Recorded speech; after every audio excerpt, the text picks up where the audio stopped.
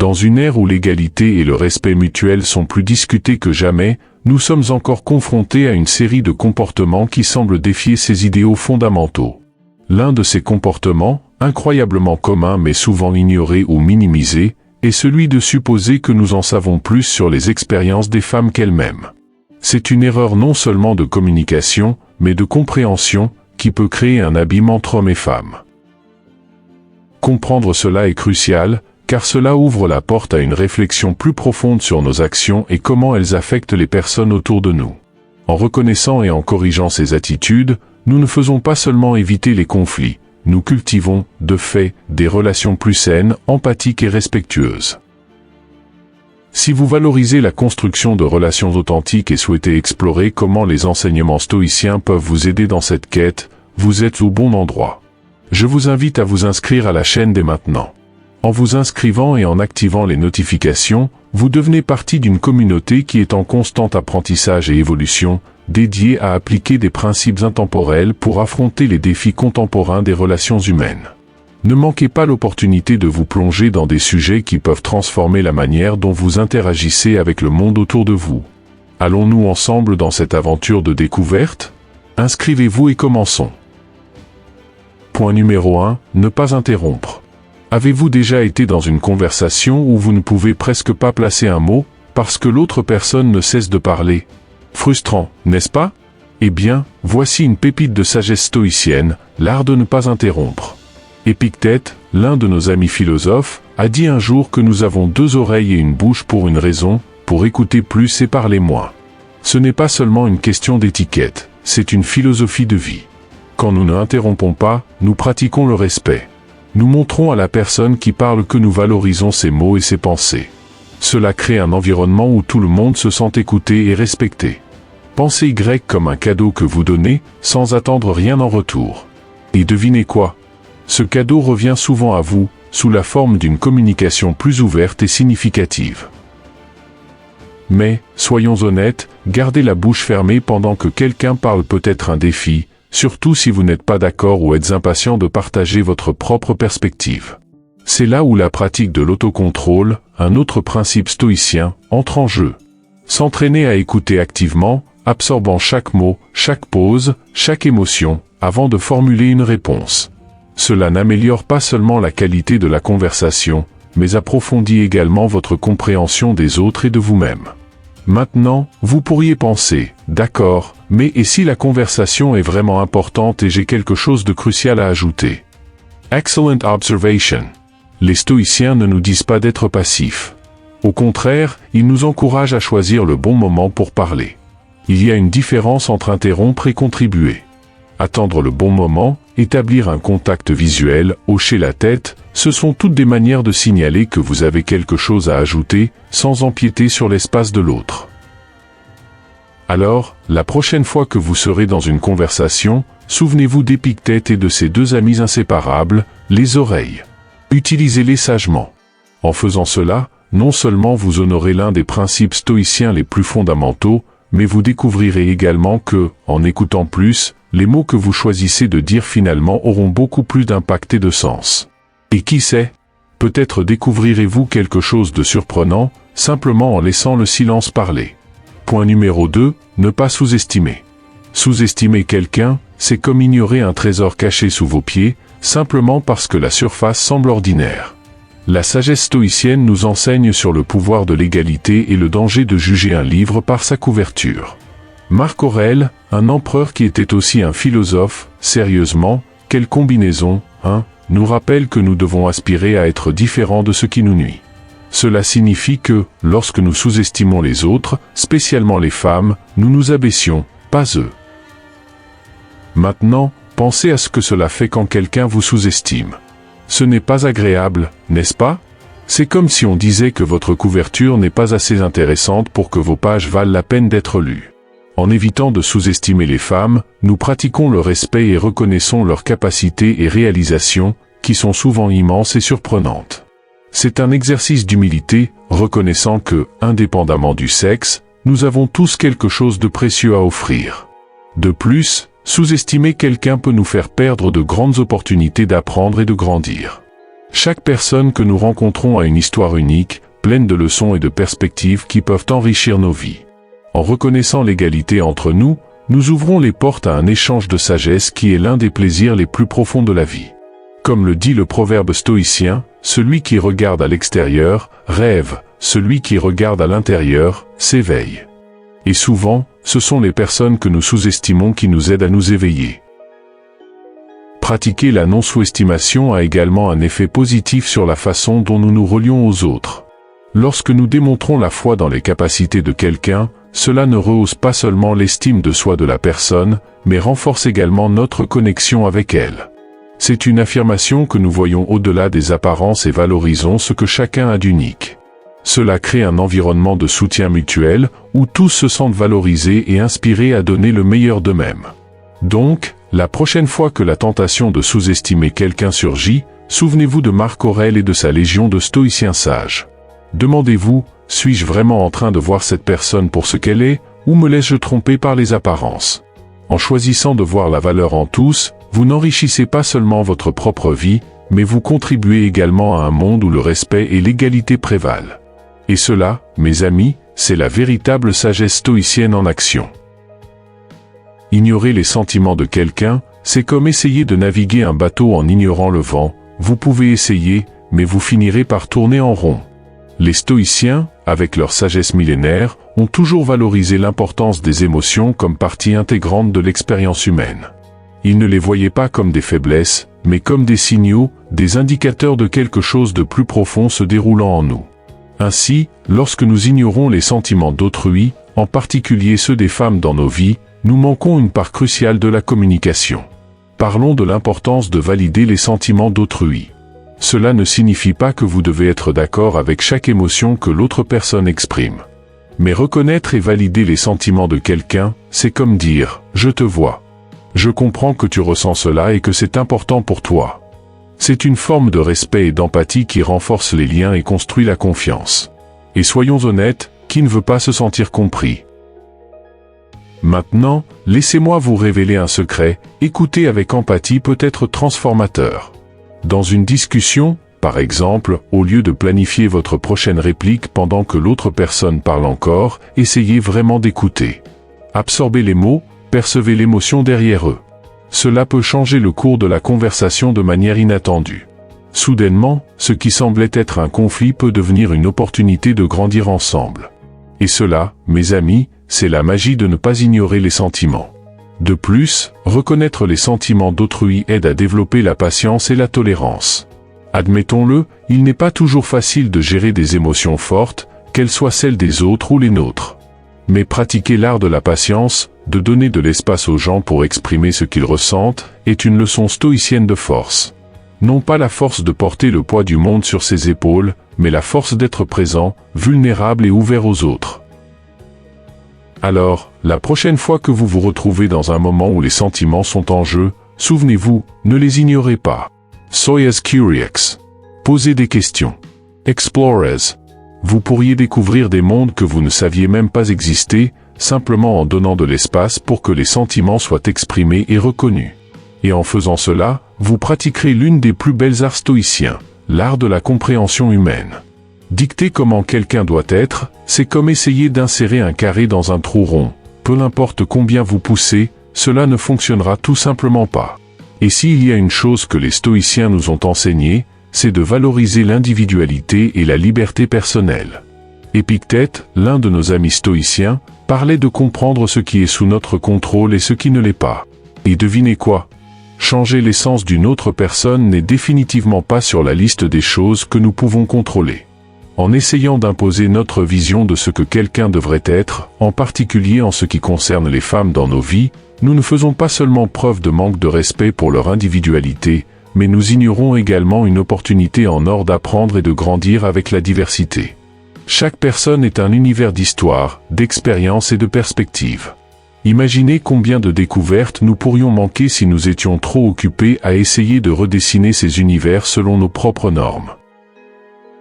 De plus, la beauté de la relation humaine réside dans l'échange, dans le mélange de couleurs que chacun apporte à la toile de la vie. Lorsque nous dictons comment quelqu'un doit être, nous sommes en fait en train d'effacer ces couleurs, limitant la richesse de l'expérience partagée.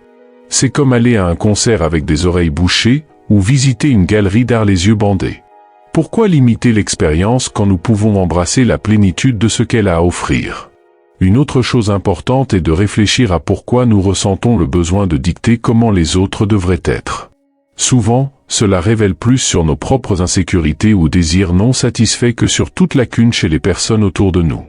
En reconnaissant cela, nous pouvons commencer à travailler sur nous-mêmes, ce qui est exactement là où les stoïciens disent que nous devrions concentrer nos efforts.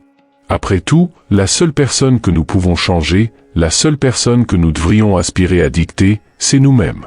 Célébrez donc l'individualité. Encouragez l'expression personnelle. Soyez un champion de ce qui rend chaque personne unique. En faisant cela, vous ne ferez pas seulement honneur aux principes stoïciens de liberté et de respect, mais vous créerez également un environnement où chacun peut s'épanouir.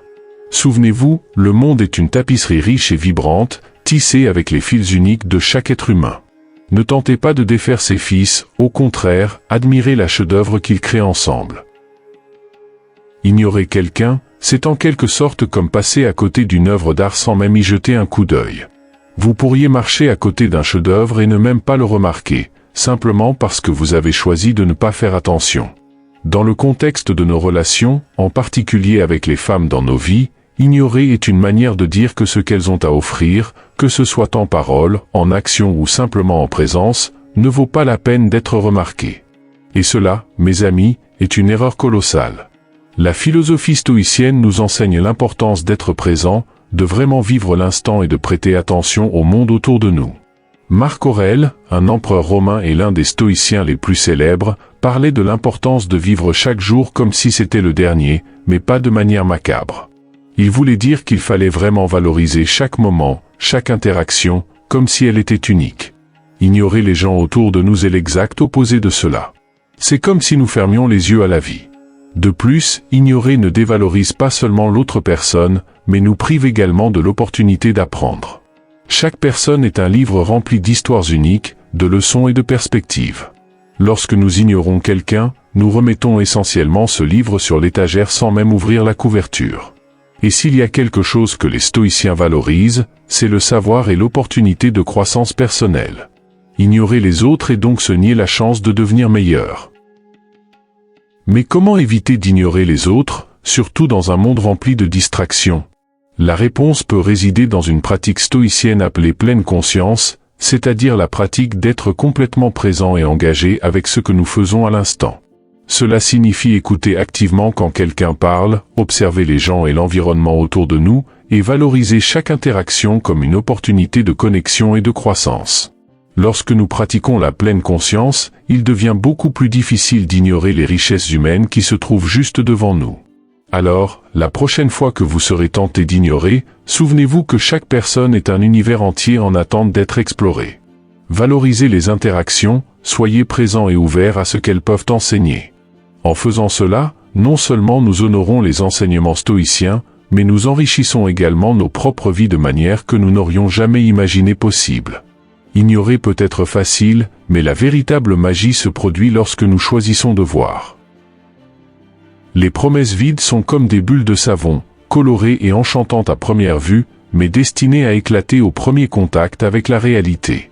Dans le jeu de la vie, faire une promesse vide est essentiellement fixer un rendez-vous entre l'attente et la désillusion, et devinez quoi? La désillusion arrive toujours à l'heure. Dans le contexte de nos interactions, surtout avec les femmes dans nos vies, les promesses non tenues peuvent éroder la confiance, qui est le fondement sur lequel toute relation saine est construite. Les stoïciens, toujours pragmatiques, nous enseignent l'importance de l'alignement entre la parole et l'action. Sénèque, par exemple, parlait de l'intégrité comme étant un pilier central pour une vie vertueuse. Lorsque nous faisons une promesse, nous engageons non seulement nos paroles, mais aussi notre honneur. Et en ne tenant pas notre promesse, nous minons d'une certaine manière notre propre intégrité. C'est comme construire une maison sur du sable, tôt ou tard, elle s'effondrera. Mais soyons honnêtes, nous avons tous fait des promesses que, pour une raison ou une autre, nous n'avons pas pu tenir. La vie est imprévisible et les circonstances changent. Ce que les stoïciens nous conseilleraient, dans ce cas, est la pratique de la réflexion et de l'honnêteté. Avant de faire une promesse, nous devrions nous demander si nous avons vraiment l'intention et la capacité de la tenir. Et si, pour une raison quelconque, nous réalisons que cela ne sera pas possible, l'honnêteté dans la communication de ce changement est fondamentale. De plus, les promesses vides peuvent être un signe de tentative de manipulation, même inconsciente. Nous pouvons penser que nous essayons simplement de plaire ou d'éviter un conflit, mais en réalité, nous essayons de contrôler la perception de l'autre à notre égard. Cependant, comme Marc Aurèle nous le rappelle, notre tâche n'est pas de contrôler les opinions des autres, mais d'agir correctement, avec justice et intégrité. À long terme, la vérité et l'authenticité se révèlent toujours plus précieuses que n'importe quelle illusion momentanée de perfection. Alors, la prochaine fois que vous êtes sur le point de faire une promesse, prenez une pause. Demandez-vous si vous pouvez et voulez vraiment tenir ce que vous promettez. Rappelez-vous qu'au final, il est bien préférable d'être reconnu comme fiable et véritable plutôt que comme celui qui promet le monde mais livre un atlas périmé. Les promesses tenues sont le langage de la confiance et du respect, et dans le théâtre de la vie, elles jouent le rôle principal. La manipulation est comme ce magicien de fête d'anniversaire qui essaie de vous convaincre qu'il a vraiment fait disparaître la pièce, mais vous voyez clairement qu'elle est cachée derrière son oreille. C'est un tour bon marché et honnêtement, personne n'aime vraiment être traité comme le public d'un magicien de seconde zone. Dans le contexte de nos relations, surtout dans nos interactions avec les femmes, recourir à la manipulation est une façon de sous-estimer l'intelligence des autres et, en fin de compte, un acte de manque de respect. Les stoïciens, avec leur focus inébranlable sur la vertu et l'authenticité, auraient certainement un ou deux conseils à propos de cela. Pour eux, la manipulation serait l'antithèse de vivre en accord avec la nature, qui valorise la sincérité et la transparence dans les actions. Épictète, par exemple, insisterait sur l'idée que nous ne contrôlons pas les actions des autres, seulement les nôtres. Alors, pourquoi dépenser de l'énergie à essayer de tordre la réalité en notre faveur, quand nous pouvons simplement agir avec intégrité? De plus, la manipulation crée un réseau d'illusions qui, tôt ou tard, se dénoue. Et quand cela arrive, la confiance, ce vase de cristal délicat, se brise. La reconstruire est une tâche herculéenne, souvent impossible. Dans un monde déjà plein de méfiance et de demi-vérité, être une personne qui se démarque par son honnêteté est révolutionnaire. C'est comme être cette personne qui, au milieu d'une tempête, offre un parapluie au lieu de vendre un imperméable troué. Et voici un rappel amusant, les gens ne sont pas des puzzles à résoudre ou à manipuler pour s'adapter à l'image que nous désirons. Traiter les autres avec respect et dignité, reconnaissant leur complexité et autonomie, est un pilier stoïcien. Après tout, comme l'a dit Marc Aurèle, la meilleure vengeance est d'être différent de celui qui a fait le mal. Être différent, dans ce contexte, signifie rejeter la manipulation au profit d'interactions authentiques, basées sur le respect mutuel. Donc, la prochaine fois que la tentation de manipuler se présente, rappelez-vous que vous traitez avec des êtres humains, pas des pièces sur un échiquier. Choisissez d'être le type de personne qui joue proprement, qui dit la vérité même quand c'est difficile, qui respecte l'autonomie des autres et valorise la confiance par-dessus tout. Après tout, dans le jeu de la vie, les vrais gagnants sont ceux qui jouent avec le cœur ouvert et les mains propres. Être agressif, c'est comme essayer d'ouvrir une porte verrouillée avec un bélier. Cela peut fonctionner, mais les dommages laissés derrière ne valent guère la peine. Dans la dynamique des relations, surtout dans le traitement des femmes, l'agressivité non seulement détruit les ponts mais érode également le sol sur lequel ils étaient construits. La communication, cet art sublime d'échanger des idées et des sentiments, nécessite une approche plus raffinée, une touche plus douce. Les enseignements stoïciens nous guident à cultiver la sérénité et la résilience face aux adversités, pas la force brute. Pour les stoïciens, comme Marc Aurèle, la vraie force se manifeste à travers le calme et la capacité à maintenir sa composture, même dans les situations les plus difficiles. L'agressivité est alors vue non pas comme un signe de puissance, mais de faiblesse, une incapacité à contrôler ses propres émotions et, par extension, ses propres actions. De plus, l'agressivité repousse les gens. Il est difficile d'établir tout type de connexion authentique ou intimité quand l'une des parties est toujours en mode attaque. Pensez Y, qui voudrait s'ouvrir et être vulnérable devant quelqu'un qui se comporte comme un porc-épic en défense constante? L'empathie et la compréhension mutuelle, ingrédients essentiels à toute relation saine, ne fleurissent pas sur un terrain hostile. Curieusement, la pratique de ne pas être agressif est aussi un cadeau pour soi-même. En choisissant des réponses plus réfléchies et douces, vous vous entraînez à gérer les émotions de manière plus efficace, réduisant votre propre stress et anxiété. C'est comme apprendre à danser avec la vie, plutôt que d'essayer de la dominer par la force. Chaque pas, chaque mouvement, devient une opportunité de croissance et d'harmonie, pas un champ de bataille. Donc, la prochaine fois que vous vous sentez tenté de répondre avec agressivité, respirez profondément. Rappelez-vous que la vraie force réside dans le calme et le contrôle. En adoptant une posture plus sereine et compréhensive, vous améliorez non seulement vos relations avec les femmes dans votre vie, mais vous suivez également un chemin plus stoïcien, aligné avec la vertu et la sagesse. Après tout, comme l'a dit Sénèque, toutes les cruautés naissent de la faiblesse. Soyez forts en choisissant la gentillesse et la compréhension avant tout. Minimiser leurs réalisations, c'est comme préparer un festin splendide et choisir de ne manger que les restes. Cela semble absurde, n'est-ce pas? Et c'est vraiment le cas, surtout dans le contexte de la manière dont les hommes doivent traiter les femmes dans leur vie. Lorsque vous minimisez vos propres victoires, vous transmettez inconsciemment le message que l'effort et le dévouement ne valent pas la peine, créant un écho de dévalorisation qui peut affecter négativement les personnes autour de vous. Les stoïciens nous enseignent à reconnaître la valeur du travail acharné et de la persévérance, à célébrer chaque pas fait dans la bonne direction.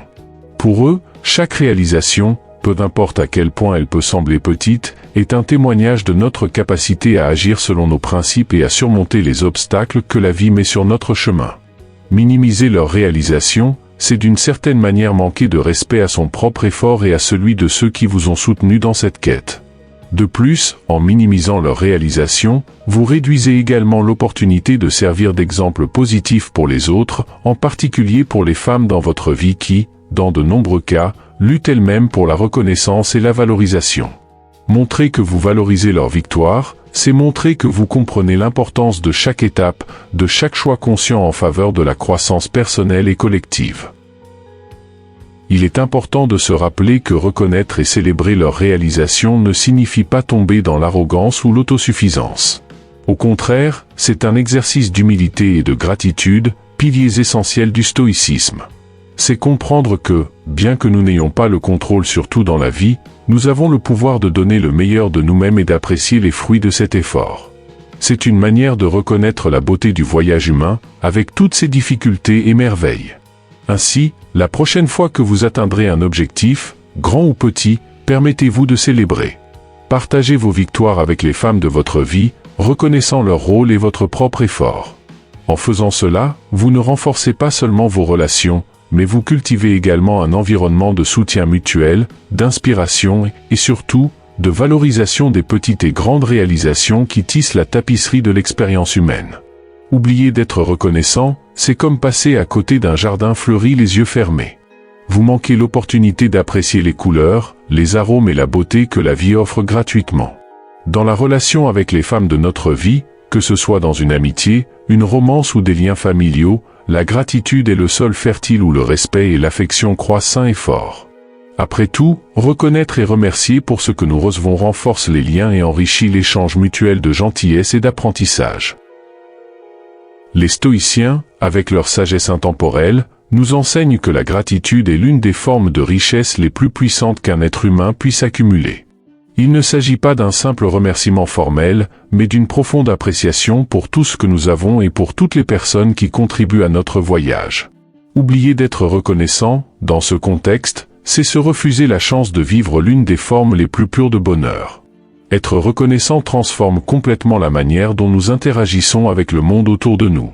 Lorsque nous cultivons la gratitude, les petits gestes et les réalisations quotidiennes prennent un nouveau sens. Cela parce que la gratitude nous apprend à valoriser le présent et à reconnaître la beauté dans les choses simples. De plus, en exprimant notre gratitude aux femmes de notre vie, nous réaffirmons leur valeur et l'impact positif qu'elles ont sur nous, créant un cycle vertueux d'appréciation et de respect mutuel. Cependant, être reconnaissant n'est pas seulement une pratique pour les moments de joie et d'abondance. La véritable preuve de la gratitude, selon les enseignements stoïciens, réside dans la capacité à trouver des raisons d'être reconnaissant même dans les adversités. Ainsi, la gratitude devient un phare qui éclaire les jours nuageux, nous aidant à maintenir une perspective positive face aux défis de la vie. C'est un exercice constant de reconnaissance de la forteresse intérieure que nous possédons et du soutien que nous trouvons chez les personnes qui nous entourent. Donc, n'oubliez jamais d'être reconnaissant. Laissez que la gratitude soit la musique de fond de votre vie, une mélodie douce qui accompagne chaque pas, chaque geste, chaque mot. En faisant cela, vous enrichissez non seulement vos propres expériences, mais vous devenez également une source de lumière et d'inspiration pour les femmes et pour tous ceux qui vous entourent. La gratitude, après tout, est l'une des plus belles formes d'amour que nous pouvons exprimer, un véritable cadeau qui, plus il est partagé, plus se multiplie.